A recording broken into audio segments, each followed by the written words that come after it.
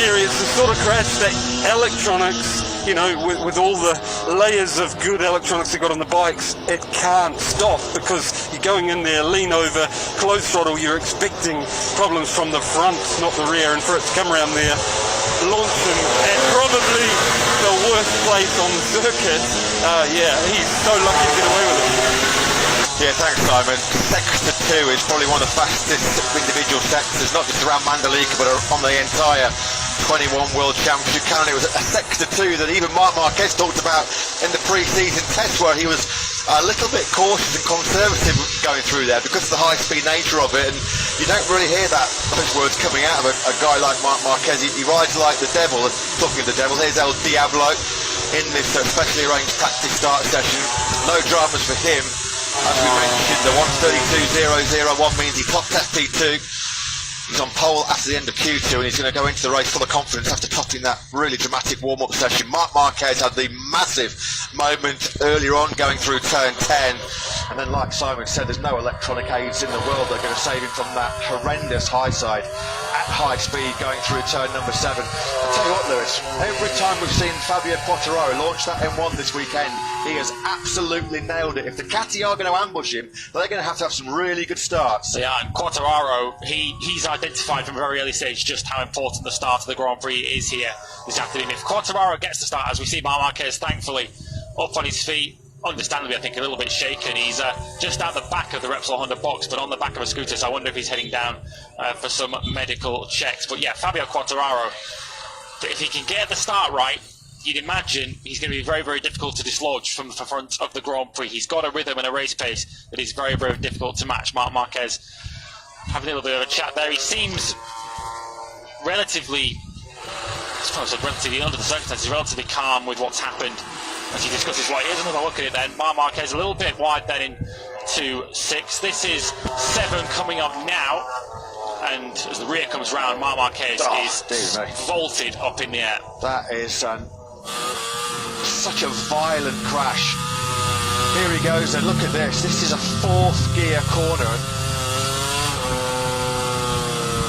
4th gear, just under 200 kilometres an hour. That's how violent that crash was. Alberto Puig, he turns away. He knows. He's an ex-racer himself, Alberto Puig.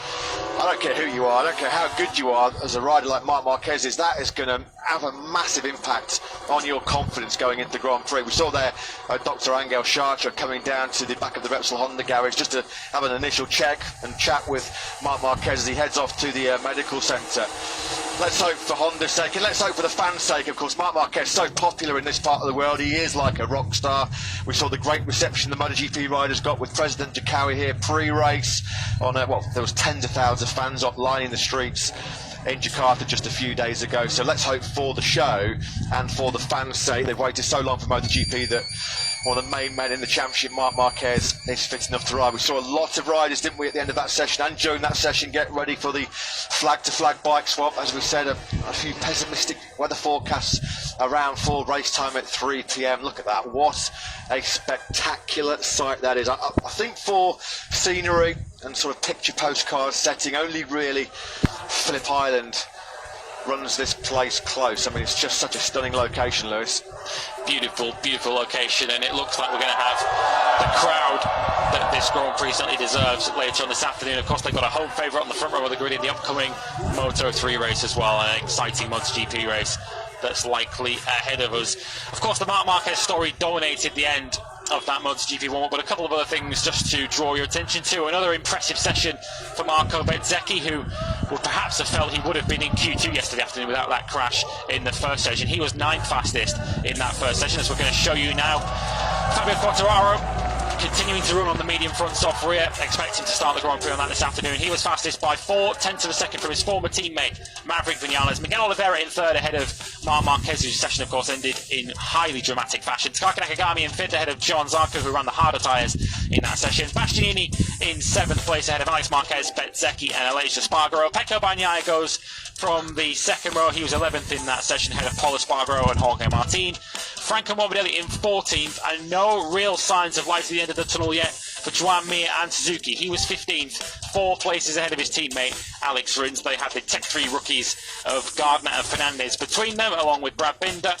Andrea Dovizioso in 20th place ahead of Gian Antonio and Jack Miller, who had a quiet session in 22nd place, Luca Marini in 23rd, and Darren Binder in 24th. So up late in our first Indonesian Grand Prix for 25 years, will Marc Marquez be involved with that massive warm-up crash at turn 7? No dramas though for the world champion, Fabio Quartararo on pole, and he tops the warm-up here in Mandalika.